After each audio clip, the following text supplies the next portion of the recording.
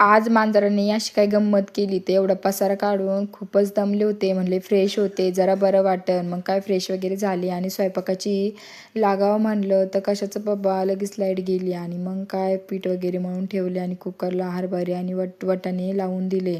मांजर झोपली होती, पण मी तिला हाकललं म्हणून जाळी घेऊनच पळायला लागली होती बरं का आता.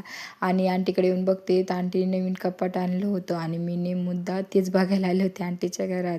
मस्त कपाट आणलं होतं आंटीने, कलर वगैरे खूपच भारी होता आणि कप्पे वगैरे तर खूप मोठे मोठे होते हो.